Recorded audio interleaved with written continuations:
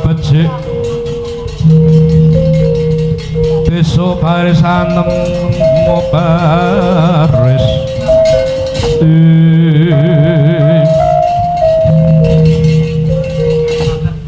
menawi boten pangling bilih menika satya gagah gedhe dhuwur menika kados Raden Werkudara satriya munggul pawenang. Iya semono kuwi aku ora bakal pangling yen to iki wis lumebana tlatah Singgelapura. Kowe Prabu Surabramaja lan Patih Panatabasa.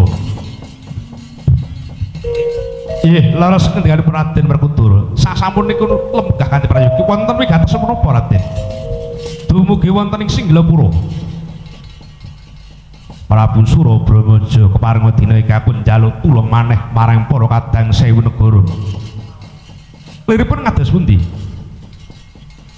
Ulu cumbu madu karaya pamonging Pandhawa kaya Semar bakal duwe gawe mantu. Mangkana pundutan temanten kudut. Duwe pangombyong ratu kang cacahya sewu negara. Mula pareng ora pareng dina iki Prabu Surabramaja sak kadangmu tak suwun maneh mapan nono karang kadempel minangka dadi bebono.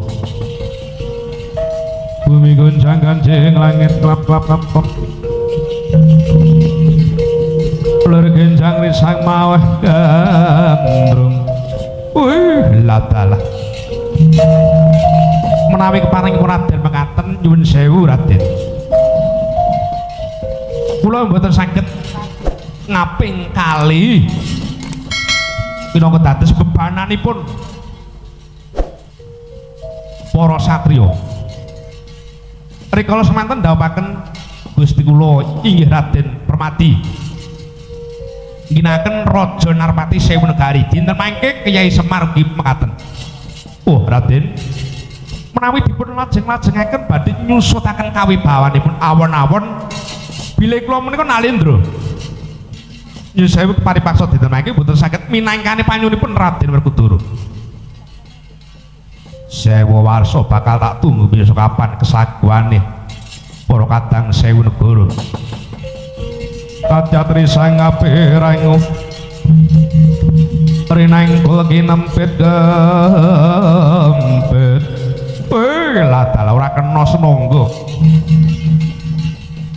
Ora mundur saka pitutur tetela dina iki apa kelakon tak undurake srana nganggo gegaman. Yen to karepmu mengkono bakal ladeni piye karepmu?